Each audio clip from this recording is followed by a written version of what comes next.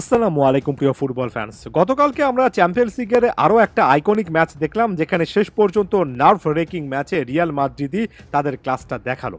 দিন শেষে জয় পরাজয় থাকবে, তবে ম্যানচেস্টার সিটি এবং রিয়াল মাদ্রিদের মধ্যকার ম্যাচগুলো সাম্প্রতিক সময়ে ওয়ার্ল্ড ফুটবলের সবচেয়ে বড় ক্লাসিকের একটা হয়ে গিয়েছে, অনেকের কাছে সবচেয়ে বড় ক্লাসিক হয়ে গিয়েছে। এবং দুই কোচ কার্লো আনচেলত্তি এবং পেপ গার্দিওলা তাদের মাস্টার ক্লাস দেখাচ্ছেন, এবং এই দুই কোচের ব্যাটল নিয়ে অবশ্যই আলাদা করে কথা বলতে হবে, কারণ ইন্টারেস্টিং অনেক কিছু দেখা যায়। দেখুন, Manchester city overall dominating football খেলেছে। 67% বল তাদের পজিশনে ছিল, সব মিলিয়ে 18টার মতো কর্নার, 33টার মতো শট, সকল কিছুই ম্যানচেস্টার সিটির পক্ষে কথা বলবে। তবে তারপরও আমার কাছে মনে হয় এ ম্যাচে আরও একবার পেপ গার্দিওলা মাস্টার ক্লাস এই কোচ সিস্টেমটাকে ওভার কমপ্লিকেট করে ফেলেছেন, কিংবা ম্যানচেস্টার সিটির প্লেয়াররাই ওভার কমপ্লিকেটেড করে ফেলেছে, অতিরিক্ত জটিল করে ফেলেছে।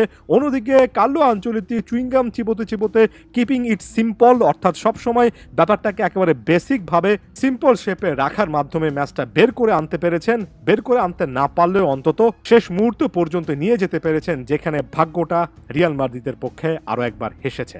কথাগুলো শুনে আমার নিজেকে হয়তোবা রিয়াল মাদ্রিদ ফ্যান হিসেবে অনেকেই মনে করে ফেলতে পারেন, তবে যারা খুব কাছ থেকে জানেন তারা জানেন। আর যাই হোক, আমি রিয়াল মাদ্রিদ ফ্যান নই, তবে এ কথাটা মেনে নিতে বিন্দুমাত্র সংকোচের আসলে কোনো কারণ থাকার কথাই নয়। ফুটবল আসলে আনন্দদায়ক একটা খেলা। ফুটবল খেলাটাতে আমাদের নিজেদের কোনো অবস্থান আহামরি নেই। সুদূর স্পেন, সুদূর ইংল্যান্ডে রিয়াল মাদ্রিদ ম্যানচেস্টার সিটিকে কেন্দ্র করে এত লড়াইয়ের কোনো কারণ নেই। একটা ব্যাপার স্বীকার করে নেওয়া উচিত, যেটা আসলে প্রকাশ্য দিবালোকে দেখা যায়, সেটা হচ্ছে চ্যাম্পিয়ন্স লিগের এমন টাইপের স্টেজে রিয়াল মাদ্রিদ শেষ পর্যন্ত সবচেয়ে বেশিবার এবং সবচেয়ে ধারাবাহিকভাবে বড় ম্যাচ বের করে আনতে পারে। পেপ গার্দিওলা সিস্টেমটাকে কমপ্লিকেটেড কেন করে ফেলেছেন বলছি। তার আগে 2021 সালের একটা উদাহরণ দিয়ে, 2021 সালে চ্যাম্পিয়ন্স লিগের ফাইনালে দেখলাম হুট করে পেপ গার্দিওলা তার স্টার্টিং লাইনআপে হোল্ডিং মিডফিল্ডার হিসেবে দুর্দান্ত ফর্মে থাকা ওই সময়ের ফার্স্ট টিম ক্যাপ্টেন ফার্নান্ডিনো কিংবা রদ্রির মতো সিডিএমকে স্টার্টিং লাইনআপে রাখেননি। অদ্ভুত একটা ফরমেশন নিয়ে ম্যাচটা স্টার্ট করেছেন এবং সেটার মাসুলও তিনি দিয়েছেন। সেবার চেলসি চ্যাম্পিয়ন হয়েছিল।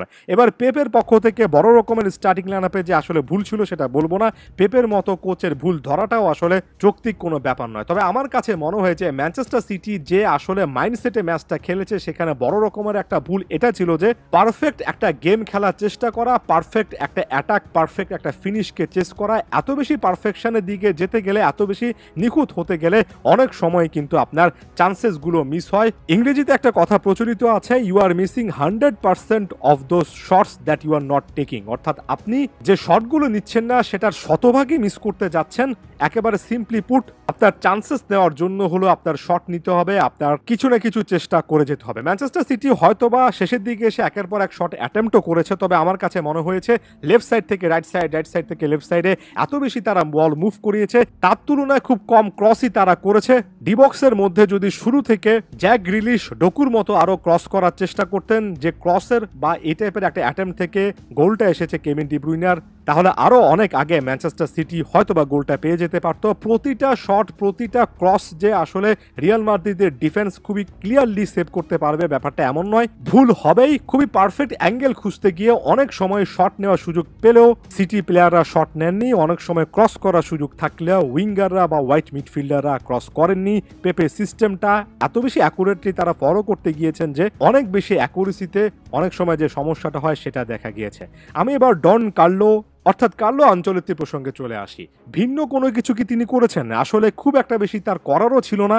ম্যান সিটির মতো এত অপশনের পর অপশন তার নেই, তবে যে জিনিসটা তিনি অনেক বেশি করে করেন এবং ম্যাচের অনেক আগেই করে ফেলতে পারেন, সেটা হচ্ছে প্লেয়ারদের উপরে ভরসায় একটা টিম বন্ডিং তৈরি করা, প্লেয়ারদেরকে ম্যানেজমেন্টের জায়গায় এমন একটা সিনারিওতে রাখা যেখানে তারা তাদের কাজ করবে। রিয়াল মাদ্রিদ যে পরিমাণ নিচে নেমে, অর্থাৎ নিজেদের ডিবক্সে যে পরিমাণ আত্মবিশ্বাসের সঙ্গে আসলে ডিফেন্স করেছে, রুডিগার এক একটা ব্লক বা এক একটা ক্লিয়ারেন্সে পরে যেভাবে চিয়ার করেছেন, নাচো ফার্নান্দেজ, ফার্নান্ড মেন্ডিরা যেভাবে চাপমুক্তভাবে ডিফেন্স করেছেন, গোলকিপার হিসেবে সেকেন্ড চয়েস গোলকিপার লুনিন যতটা শান্ত ছিলেন, কারবাহাল যতটা পরিশ্রম করেছেন, কামাভিঙ্গা যে পরিমাণ ক্লিয়ারেন্স করেছেন, আপনি শুধুমাত্র প্লেয়ারদেরকে নিয়ে বললে চলবে না, আপনার একই সঙ্গে কোচকেও সাধুবাদ জানাতে হবে। ওই যে বললাম, ডাগ আউটের ঠায় দাঁড়িয়ে থাকেন, একেবারে কোনো অভিব্যক্তি তার মধ্যে দেখা যায় না, কোনো টেনশন দেখা যায় না। তার এই যে আচরণটা, তার যে পার্সোনালিটিটা, এটা রিয়াল মাদ্রিদের প্লেয়ারদের মধ্যে ছড়িয়ে পড়ে।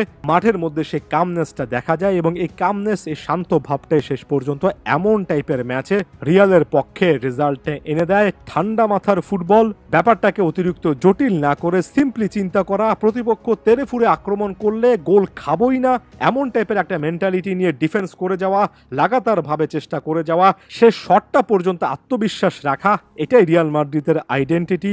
এটাই ডন কার্লো বা কার্লো আনচেলত্তি এ দলটার মধ্যে আগে থেকে তো ছিল, এখন আরো বেশি করে ইনজেক্ট করতে পেরেছেন এবং এই জায়গা থেকে পেপ গার্দিওলার সঙ্গে কার্লো আনচেলত্তি একটা পার্থক্য হয়তোবা তৈরি করে ফেলেছেন।